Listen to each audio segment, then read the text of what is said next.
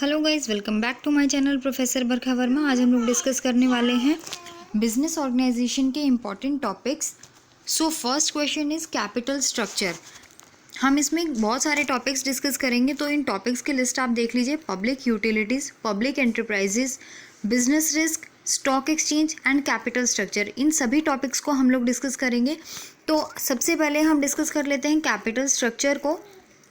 तो capital structure क्या होता है? जब आप एक ऑर्गेनाइजेशन ओपन करते हैं, इनकॉर्पोरेट करते हैं, यानी कि आप अपनी एक कंपनी, एक फर्म खोलते हैं, तो उसमें आपको कैपिटल की ज़रूरत होती है कि हाँ, हमारे पास इन्वेस्टमेंट, हमारे पास पैसा होना चाहिए, तभी हम कुछ लॉन्ग टर्म फिक्स्ड असेट्स खरीदेंगे। वर्किंग कैपिटल वो सब वहीं से तो आती है जब आपके पास जो टोटल कैपिटल होती है, जो टोटल इन्वेस्टमेंट होती है, उसी में से तो आप सारे खर्चे करते हैं।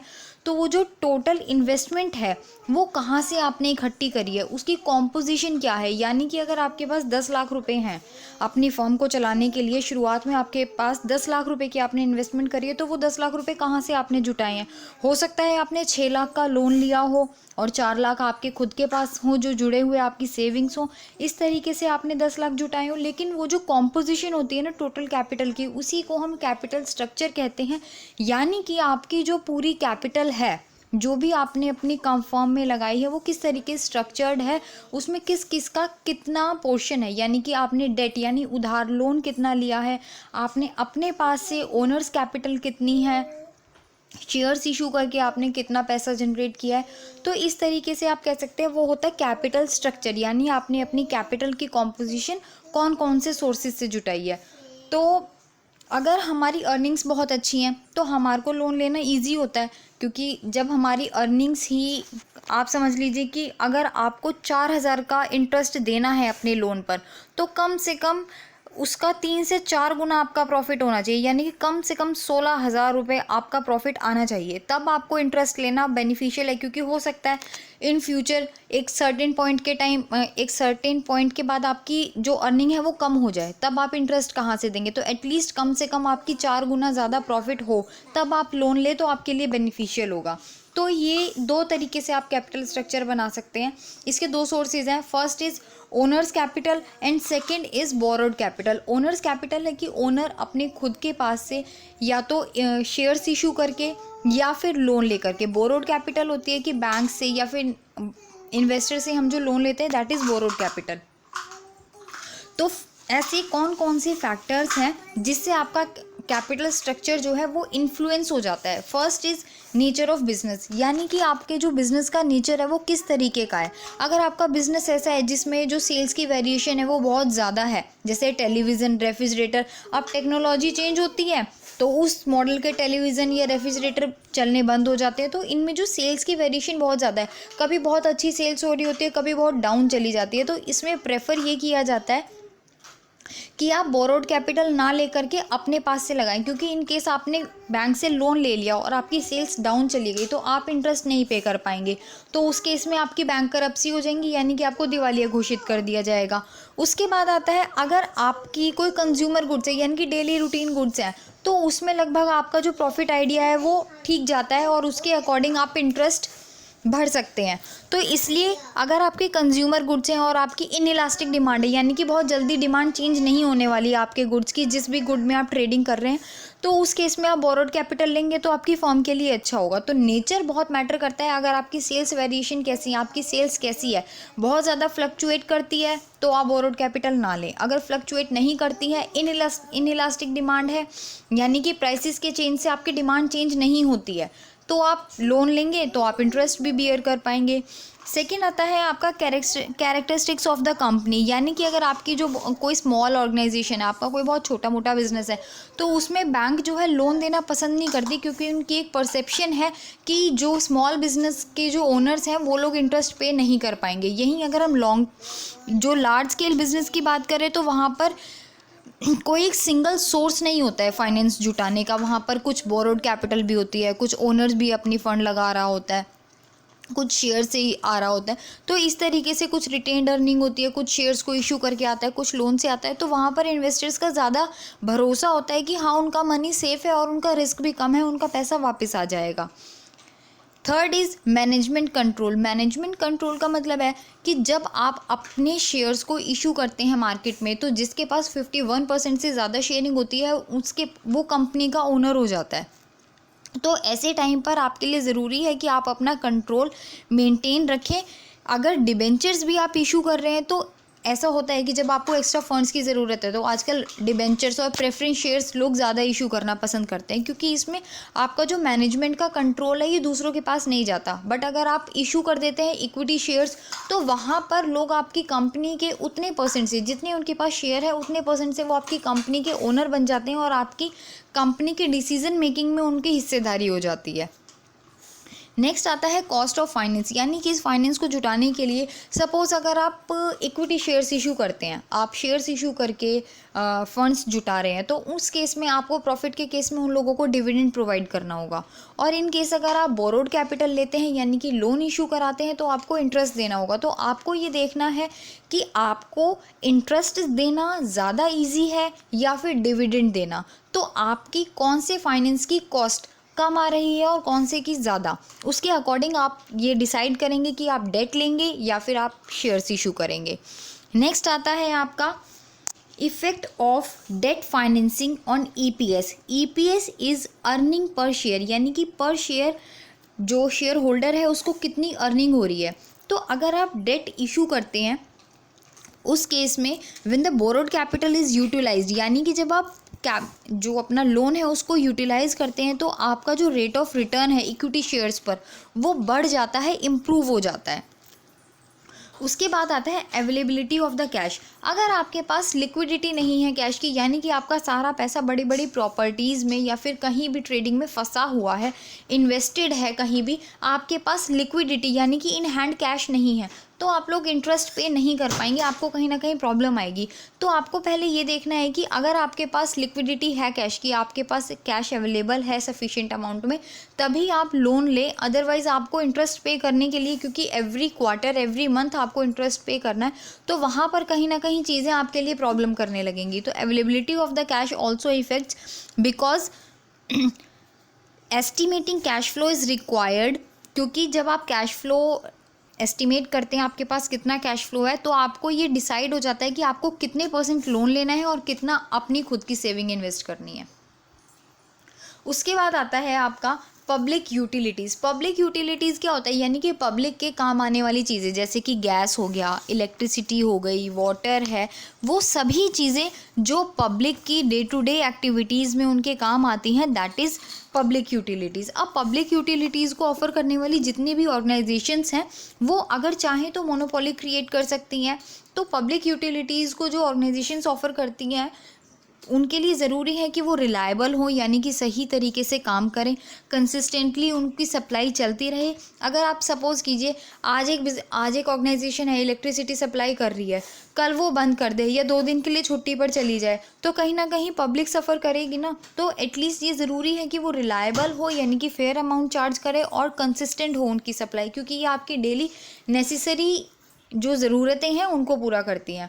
तो जो पब्लिक यूटिलिटीज़ ऑर्गेनाइजेशंस हैं, जो ऑर्गेनाइजेशंस पब्लिक यूटिलिटीज़ में काम करती हैं, उनके लिए कुछ फीचर्स हैं, दैट इज़ इंडिस्पेंसिबिलिटी, यानी कि ये जो सर्विस है, ये जो गुड्स प्रोवाइड करते हैं, ये इंडिस्पेंसिबल है, यानी कि इनको अलग नहीं किया जा सकता आपकी डे टू डे लाइफ से। यानी कि अगर आपके पास एक हफ्ते अगर आपके घर में पानी नहीं आएगा तो आपके लिए प्रॉब्लम क्रिएट होगी ना। So the basic needs it offer to civilised and comfortable living for all the citizens. जितने भी सिटीजन्स हैं विदाउट एनी डिस्क्रिमिनेशन, ये सभी चीज़ें सभी को फेयर रेट पर प्रोवाइड होती हैं। ऐसा नहीं है कि कोई बहुत अमीर है तो उसको ज़्यादा रेट पर प्रोवाइड होंगी, कोई बहुत गरीब है तो उसको फ्री ऑफ कॉस्ट। हाँ, सब्सिडी वगैरह प्रोवाइड की जा सकती है, बट एटलीस्ट एक फेयर अमाउंट डिसाइड किया जाता है, उसके अकॉर्डिंग ही सबको ये यूटिलिटीज़ प्रोवाइड की जाती है। Next is regulation and control. जैसा कि आपने देखा होगा कि जैसे दिल्ली में है कि इलेक्ट्रिसिटी का जो भी चार्ज है वो एक ही फर्म के पास है, तो वहाँ पर क्या होता है कि सारा कंट्रोल उन्हीं के पास चला जाता है, उन्हीं के रेगुलेशंस, उन्हीं के रूल्स, उन्हीं की रेगुलेशंस, जो भी जिस भी तरीके का वो क्वालिटी गुड प्रोवाइड करते हैं रीज़नेबल कॉस्ट पे या फिर जिस भी हाई क्वालिटी गुड्स प्रोवाइड करते हैं वो रीज़नेबल कॉस्ट पे, तो जिस भी तरीके से वो गुड प्रोवाइड करते हैं उनका पूरा कंट्रोल होता है, उनकी मर्जी होती है। उसके बाद आता है फ्रेंचाइज़। फ्रेंचाइज़ में जैसे कि आपने देखा होगा कि अगर रेलवेज़ जो हैं अपना ट्रैक बिछा रहा होता है तो वो रोड पर एक बैरियर लगा देता है ताकि कुछ टाइम के लिए ताकि वहाँ पे रोडवेज़ भी जा सके और जो रेलवे का काम है वो भी हो सके। जैसे अगर कभी पाइपलाइंस डलती हैं तो रोड खुदने लग जाते हैं, तो वहाँ पर कहीं ना कहीं ये फ्रेंचाइज होती है कि आपके पास उस टाइम पर ये रूल्स, ये ऑब्लिगेशन होता है, ये रिस्पॉन्सिबिलिटी होती है कि आप उसे वापस ठीक कराएं और उसी तरीके से काम वापस से होने लगे। यानी कि कुछ टाइम के लिए आप एक स्पेसिफिक प्रिविलेज लेते हैं वहाँ पर काम करने का, तो it guarantees that they work effectively and efficiently. Next आता है ह्यूज कैपिटल इन्वेस्टमेंट। ऐसा नहीं है कि बहुत छोटे टर्म्स में आपका काम होने लगेगा, आपके पास छोटे मोटे इन्वेस्टमेंट है, कोई 2-4 लाख रुपए में आप पब्लिक यूटिलिटी सबको देने लगेंगे, ऐसा पॉसिबल नहीं है। बहुत बड़े अमाउंट पर आपको इन्वेस्टमेंट की रिक्वायरमेंट होती है। जैसे कि आपने देखा होगा मदर डेयरी, वो ऑल ओवर इंडिया लगभग मिल्क डिस्ट्रीब्यूशन उनके डिपो हैं, हर जगह उनका डिपो लगा हुआ होता है, हर जगह उनकी ट्रांसपोर्टेशन आती है।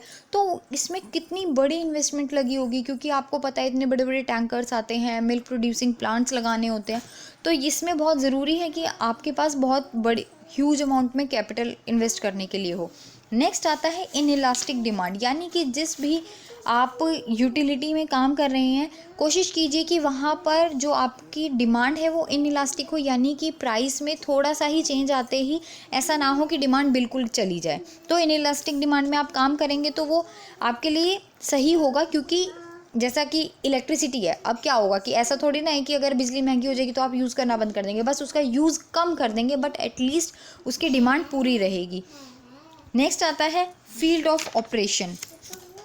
फील्ड ऑफ ऑपरेशन में यही है that it operates on a local scale, यानी कि लोकल स्केल पर काम करती है। जैसे कि मैंने आपको बताया अभी जो मदर डेयरी है उसके बूथ्स हर जगह पर होते हैं, तो इनका ऑपरेशन, इनके जो काम करने का एरिया है वो लगभग हर जगह पे इनके आउटलेट्स होने चाहिए। नेक्स्ट आता है मोनोपोलिस्टिक। जैसे दिल्ली में है दिल्ली इलेक्ट्रिक सप्लाई कंपनी, जैसे BSES है, तो इनकी कहीं ना कहीं एक मोनोपोली क्रिएट हो जाती है, इनके पास कोई राइवल्स नहीं होते हैं, तो इनके लिए इजी हो जाता है। क्योंकि देखिए अगर हर कोई अपना, आप भी एक इलेक्ट्रिसिटी प्लांट लगा लें और लोग भी लगा लें, तो इससे क्या होगा, वेस्टेज होगी, रिसोर्सेज की वेस्टेज होगी, क्योंकि कहीं ना कहीं कंपटीशन हो जाएगा। जैसा देखिए कि खाना जो कंज्यूमिंग गुड्स हैं वो हर किसी के पास मिलते हैं, तो कहीं ना कहीं उनकी वेस्टेज ज़्यादा होती है ना। अब अगर 2 कंपनियां वाटर पाइपलाइंस बिछाने लग जाएंगी तो रोड हर जगह से खोदने लग जाएंगे, एक जगह से वो कंपनी खोद रही है, एक जगह से वो कंपनी खोद रही है, तो वो कहीं ना कहीं रिसोर्सेज की वेस्टेज है। तो इसके लिए ज़रूरी है कि वहाँ पर मोनोपोली ही रहे तो ज़्यादा बेटर है, जिससे कि जो आपके रिसोर्सेज हैं वो वेस्ट नहीं होंगे और पब्लिक यूटिलिटीज़ प्रॉपर तरीके से यूज़ हो पाएंगी। अब ये जो पब्लिक यूटिलिटीज़ जो ऑर्गेनाइजेशंस प्रोवाइड करती हैं, ये किस तरीके से अपने प्राइसेस को डिसाइड करती है। तो प्राइसेस डिसाइड सिर्फ डिमांड और सप्लाई के बेसिस पे नहीं होते हैं कि किस चीज़ की डिमांड ज़्यादा है तो उसके प्राइसेस बहुत ज़्यादा कर दो। अब अगर जैसे हमारी रोज़ के खाने की चीज़ है, जैसे आप ग्रोसरी आइटम्स ले लीजिए, जैसे चावल, दाल, आटा, अब इनकी डिमांड तो बहुत ज़्यादा है, तो ऐसा नहीं है ना कि इनके प्राइसेस बहुत ज़्यादा है। तो सिर्फ डिमांड और सप्लाई पे ही इनके प्राइसेस मैटर नहीं करते हैं, इनकी कॉस्ट क्या लगती है सप्लाई करने के लिए, इनकी प्रोडक्शन कॉस्ट क्या आती है, कम से कम एटलीस्ट फर्म कितने प्रॉफिट पे काम करने के लिए तैयार है, लोगों की परचेजिंग पावर क्या है, और जनरली इनके प्राइसेस में कितनी फ्लक्चुएशंस आती है। तो ये सभी केयरफुल कंसीडरेशंस हैं जिनका एक स्टेक होल्डर्स को ध्यान रखना होता है और उसके बाद ही प्राइसेस डिसाइड करने होते हैं। नेक्स्ट आता है आपका पब्लिक एंटरप्राइजेज। पब्लिक एंटरप्राइजेज क्या होती है कि जो कंपनीज गवर्नमेंट के रूल्स एंड रेगुलेशंस के अकॉर्डिंग होती है, यानी कि वहाँ पर गवर्नमेंट के 51% से ज़्यादा शेयर्स होते हैं जिस कंपनी में, चाहे वो प्राइवेट कंपनी हो। जैसे कि आपने देखा होगा SBI है, ये कहीं ना कहीं रन तो कोई प्राइवेट पर्सन ही कर रहा है ना, बट ये नेशनलाइज्ड है। ऐसे ही बहुत सारी कंपनीज़ हैं जिनको गवर्नमेंट ने फॉस्टर किया हुआ है, जैसे LIC है, इंडियन एयरलाइंस कॉरपोरेशंस हैं। तो जो कंपनियां गवर्नमेंट ने ओन की हुई है वहाँ पर उन्हीं के रूल्स एंड रेगुलेशंस पूरे तरीके से फॉलो किए जाते हैं, दैट इज़ पब्लिक एंटरप्राइजेज। तो पब्लिक एंटरप्राइजेज में जितनी भी कैपिटल की रिक्वायरमेंट होती है वो सभी गवर्नमेंट पूरी करती है वो पूरे तरीके से गवर्नमेंट के द्वारा मैनेज की जाती है, वहाँ पर पूरा गवर्नमेंट का कंट्रोल होता है और वहाँ पर कोशिश ये की जाती है कि पब्लिक के इंटरेस्ट के लिए काम किया जाए। ऐसा नहीं है कि वो प्रॉफिट मोटिव के लिए, प्रॉफिट कमाना ज़रूरी है बट वो अल्टीमेटली सिर्फ प्रॉफिट के लिए ही काम नहीं करते। उनका काम होता है कि पब्लिक के लिए भी, उनको पब्लिक को भी एक फेयर अमाउंट पर सर्विसेज प्रोवाइड की जाए। इससे क्या है कि आपकी जो इकोनॉमिक डेवलपमेंट है उसमें भी आपको बेनिफिट मिलता है, यानी कि rapid economic development, industrial growth होती है आपकी, जो भी रिसोर्सेज है वो प्रॉपर तरीके से बेस्ट मैनर में यूज़ होते हैं। Public welfare, it reduces inequalities, यानी कि जो आपकी जो भेदभाव होते हैं, जैसे बड़ी बड़ी कंपनीज होती हैं वो बहुत ज़्यादा चार्ज करती हैं, लेकिन जो पब्लिक एंटरप्राइजेज होती हैं वो आपको एक फेयर अमाउंट पर विदाउट एनी डिस्क्रिमिनेशन आपको एक रीजनेबल अमाउंट पर एक क्वालिटी गुड प्रोवाइड करती है। तो जो पब्लिक एंटरप्राइजेज हैं उससे एक सेटिस्फैक्ट्री आपको प्रोडक्ट मिलता है, सर्विसेज मिलती है, एम्प्लॉयमेंट प्रोवाइड करती है, पब्लिक की जो सेविंग्स हैं उनको अच्छे तरीके से यूज़ करती है ताकि जितनी भी फाइनेंशियल इश्यूज़ हैं अपनी कंट्री के वो तरीके से सॉल्व हो जाएं। तो that is public enterprises. Next आता है आपका बिजनेस रिस्क, यानी कि आप जब एक बिज़नेस करने के लिए जाते हैं तो आपको बहुत ये ज़रूर ऐसा होता है ना, कभी चोरी होने का, आग लगने का, बाढ़ आ जाने का, बहुत सारे जो लॉसेस हैं उनका डर लगा रहता है। तो दैट इज़ बिजनेस रिस्क। तो अनसर्टेनिटी ऑफ इकोनॉमिक लॉस, यानी कि जब आप पैसों की टर्म्स में लॉस होने के जब चांसेस जितने भी होते हैं, दैट इज़ रिस्क, कि आपको लॉस होने के कितने चांसेस हैं। अब लॉस आपकी असेट्स भी खो सकती हैं, या फिर कहीं आग लग सकती है, या बाढ़ आ सकती है, भूकंप आ सकता है, बिल्डिंग गिर सकती है, बहुत सारे डिज़ास्टर्स हैं जो हो सकते हैं। तो इस तरीके का रिस्क भी होता है। तो अब ये दो टाइप के रिस्क होते हैं, pure and speculative risk and dynamic and static risk. Pure risk क्या होता है, जो जिसके होने के बारे में ना आप कुछ भी कह नहीं सकते, बिल्कुल अनक्लियर है। जैसे कि अब कल बाढ़ आएगी या नहीं आएगी, कल भूकंप आएगा या नहीं आएगा, ये तो बिल्कुल अनसर्टेन है ना। तो प्योर रिस्क वो होता है जो नहीं हुआ। अगर pure risk happens there is a loss, अगर ऐसा कुछ हो जाता है कि कल भूकंप आ जाता है तो आपको लॉस हो जाएगा, लेकिन अगर नहीं आता तो आपको कोई गेन भी नहीं होने वाला है। So there is no loss और नो गेन। प्योर रिस्क में क्या होता है कि जैसे कार ड्राइवर है, हमेशा ये रिस्क बना रहता है कि कभी भी एक्सीडेंट हो जाता है।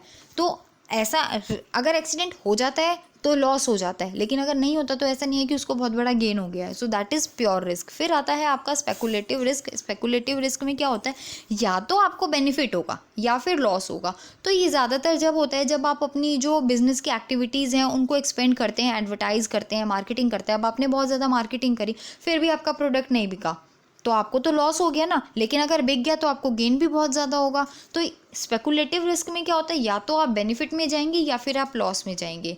इसी तरीके से आता है आपका dynamic and static risk. Dynamic risk क्या होता है, dynamic risk is uncertainties arising from ever changing business environment, यानी कि जो बिजनेस एनवायरनमेंट है वहाँ पर बार बार चेंजेस हो रहे हैं। डायनेमिक एनवायरनमेंट है, जैसे कि कंज्यूमर की प्रेफरेंस है, टेक्नोलॉजी है, रोज़ डे टू डे अपडेटेड होती रहती है, कंपटीशन है, रोज़ नया कॉम्पिटिटर मार्केट में आ रहा है। तो जब यहाँ पर आप इस एनवायरनमेंट में काम करते हैं तो दैट इज़ डायनेमिक रिस्क। और फिर आता है आपका स्पेकुलेटिव रिस्क। स्पेकुलेटिव रिस्क क्या होता है, अगर when the business environment remains same, यानी कि बिजनेस एनवायरनमेंट में बहुत ज़्यादा चेंजेस नहीं होते हैं, बट रिस्क क्या होता है कि कभी बाढ़ ना आ जाए। अब ऐसा नहीं है कि हर दूसरे दिन बाढ़ आ रही है, हर महीने बाढ़ आ रही है, बस एक रिस्क रहता है कि कभी भी भूकंप आ सकता है। दैट इज़ स्टैटिक रिस्क, जो कि फिक्स्ड एनवायरनमेंट में होता है, यानी कि आपका जो बिज़नेस एनवायरनमेंट है वो एक फिक्स्ड है, बहुत ज़्यादा फ्लक्चुएशंस नहीं है, बट फिर भी वहाँ पर एक रिस्क रहता है कि कहीं वहाँ पर बाढ़ ना आ जाए, आग ना लग जाए, तूफान ना आ जाए। तो इस तरीके का जो रिस्क होता है दैट इज़ स्टैटिक रिस्क। और जो डायनामिक रिस्क है वो कंज्यूमर की प्रेफरेंस है, फैशन है, टेक्नोलॉजी है, कंपटीशन है, जहाँ पर बहुत ज़्यादा चेंजेस है, हर दिन कुछ ना कुछ चेंज आ रहा है। So that is dynamic risk. Next आता है आपका स्टॉक एक्सचेंज। अब स्टॉक एक्सचेंज क्या होता है, एक ऐसी जगह जहाँ पर आपकी जो भी सिक्योरिटीज़ हैं, यानी कि debentures, preference shares, equity shares, जहाँ पर ये शेयर्स इशू किए जाते हैं, जहाँ पर इन शेयर्स की ट्रेडिंग की जाती है, दैट इज़ स्टॉक एक्सचेंज। अब इस मार्केट में ऐसा नहीं है कि हर कोई जा सकता है, इसके लिए पहले आपको अपने आप को रजिस्टर कराना होगा, एक डीमैट अकाउंट खुलवाना होगा। तो ओनली जो मेंबर्स हैं इसके वही इस मार्केट में एक्सेस कर सकते हैं, और इनका मेंबर बनने के लिए आपको एक पर्टिकुलर अमाउंट ऑफ फ़ी भी देनी होती है। तो जितनी भी ट्रांजैक्शंस हैं, जितने भी रूल्स एंड रेगुलेशंस हैं, ये स्टॉक एक्सचेंज अपने बनाकर रखता है। स्टॉक एक्सचेंज में जितनी भी लिस्टेड कंपनियां हैं, तो अपने आप को लिस्टेड कराने के लिए उस कंपनी को अपनी सारी इन्फॉर्मेशन, कितनी उनकी इन्वेस्टमेंट है, आगे उनका क्या गोल है, हर एक इन्फॉर्मेशन स्टॉक एक्सचेंज को प्रोवाइड करनी होती है। ये प्रूव करना होता है कि हम ऑथेंटिक हैं। कल को ऐसा नहीं है कि आपने उनकी कंपनी में इन्वेस्ट कर दिया, उनकी कंपनी के शेयर्स खरीदे और फिर वो कंपनी भाग गई।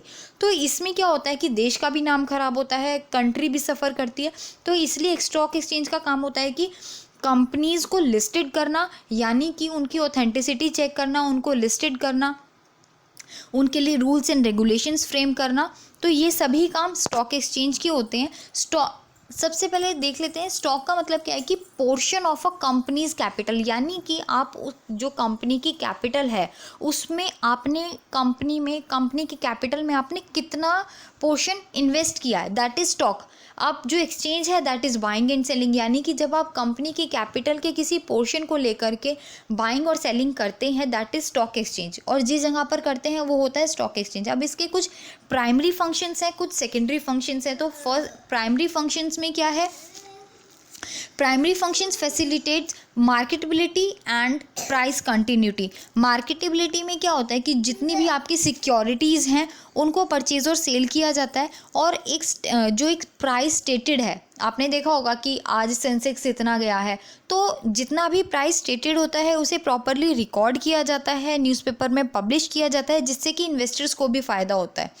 उसके बाद आता है मोबिलाइजिंग सरप्लस सेविंग्स, यानी कि जो आपकी जो सेविंग्स हैं, अगर आपके पास 2 लाख रुपए हैं सपोज़, आप उसे रखे 2 साल बाद भी उनका कुछ नहीं बनने वाला।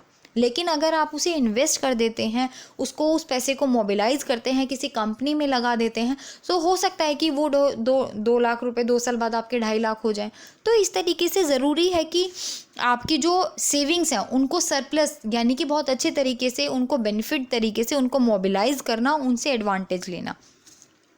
नेक्स्ट आता है barometer of economic and business conditions, यानी कि स्टॉक एक्सचेंज का जो देखा है ना कि आज स्टॉक मार्केट बहुत ऊपर चली गई, बहुत नीचे चली गई, तो ये क्या है, एक बैरोमीटर है, ये एक इंडिकेटर है जिससे एक कंट्री की आप इकोनॉमिक सिचुएशन का अंदाज़ा लगा सकते हैं कि यहाँ पर किस तरीके का इकोनॉमिक स्टेटस क्या है, फाइनेंशियल स्टेटस क्या है इस कंट्री का।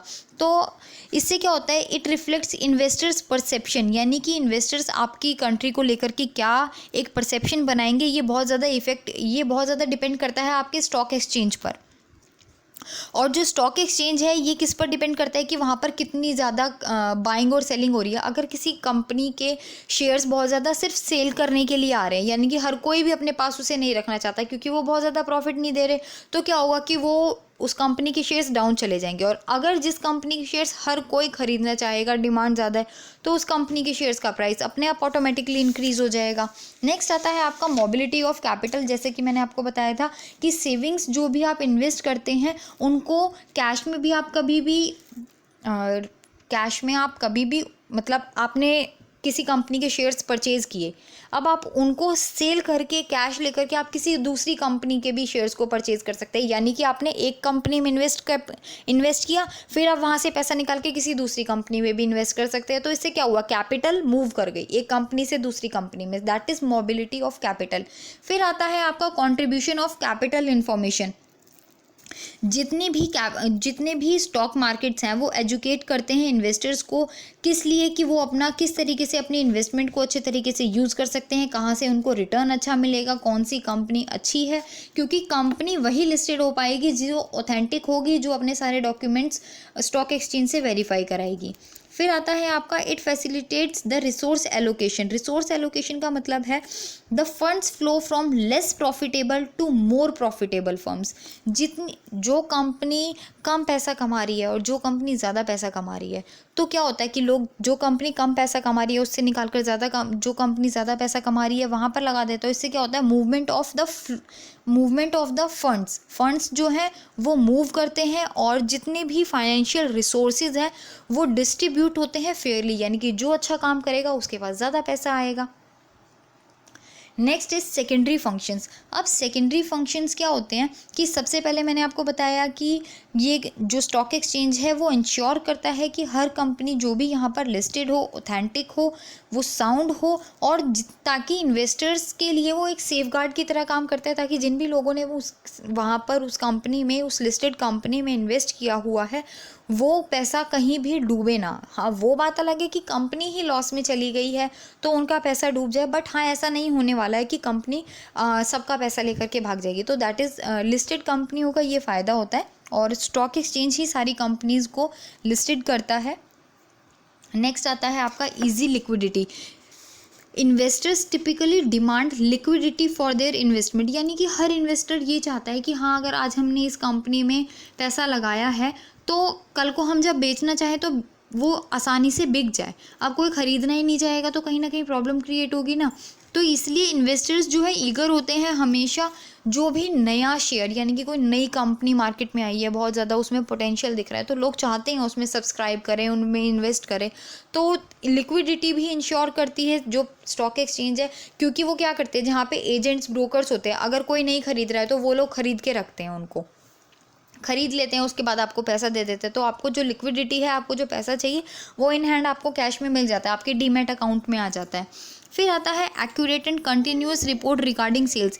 इसमें क्या होता है कि कोई भी कंपनी अपनी सेल्स को बहुत ज़्यादा छुपा कर नहीं रख सकती, क्योंकि अगर वो चाहती है कि लोग उसकी कंपनी में इन्वेस्ट करें तो वो दिखाएगी कि हाँ हमारी आज इतनी सेल्स हुई है, हम इतना ग्रो कर रहे हैं। तो जितनी भी जो स्टॉक एक्सचेंज है, they keep a daily record of the securities exchange and prices at which transactions are completed. जितनी भी सिक्योरिटीज़ एक्सचेंज की गई है, यानी कि आज कितने शेयर्स बिके हैं, कितने खरीदे गए हैं, हर चीज़ का रिकॉर्ड होता है, और किस प्राइसेस पे उन शेयर्स की बाइंग और सेलिंग हुई है, ये सभी कुछ रिकॉर्ड होता है। और ये सभी कुछ फिर जाकर के न्यूज़पेपर्स, आउटलेट्स में जो है पब्लिश होता है, जिससे कि जो इन्वेस्टर्स हैं उन्हें भी पता लगे कि हाँ क्या प्राइस चल रहा है, कौन सी कंपनी ग्रो कर रही है, किस कंपनी का रिकॉर्ड बैक में हिस्ट्री में क्या रहा है, ये सभी इन्फॉर्मेशन जो है स्टॉक एक्सचेंज के पास होती है। फिर आता है आपका full information regarding listed companies, यानी कि लिस्टेड कंपनीज़ की जितनी भी इन्फॉर्मेशन है, उनका फाइनेंशियल अकाउंट्स क्या चल रहा है, उनकी बैलेंस शीट का क्या स्टेटस है, ये सभी कुछ आप ऑफिशियल ईयर बुक होती है इनकी, उसमें आप जाकर के हर कंपनी के बारे में प्रॉपर पता लगा सकते हैं। उसके बाद आता है हेल्पफुल इन री इन्वेस्टमेंट डिसीजन, यानी कि जब आपको ये होता है कि आप एक कंपनी से दूसरी कंपनी में इन्वेस्ट करें, आपके रिटर्न्स ज़्यादा बढ़ जाएं, आप डिबेंचर्स लेना चाहते हैं, या फिर आप अपनी प्रेफरेंस शेयर्स को डिबेंचर्स में कन्वर्ट कराना चाहते हैं, या फिर डिबेंचर्स को इक्विटी शेयर्स में कन्वर्ट कराना चाहते हैं, तो बहुत सारे आपके पास ऑप्शंस होते हैं जो कि आप कर सकते हैं। So it is a indicator of demand and supply of certain firm securities. जितनी भी फर्म की सिक्योरिटीज़ हैं, उनकी डिमांड और सप्लाई के अकॉर्डिंग उनके प्राइसेस भी सेट हो जाते हैं। तो यही थे आपके इंपॉर्टेंट टॉपिक्स। इसके बाद भी मैं एक वीडियो अपलोड करूँगी इंपॉर्टेंट टॉपिक्स की ही, बट ये बहुत ज़्यादा मोस्ट इंपॉर्टेंट टॉपिक्स थे, इनको आप लोग ज़रूर करके जाइएगा। और कहीं भी आपको कोई टॉपिक समझ नहीं आया हो तो आप कमेंट सेक्शन में मेंशन कर सकते हैं। एंड लाइक शेयर सब्सक्राइब करना ना भूलें। Thank you.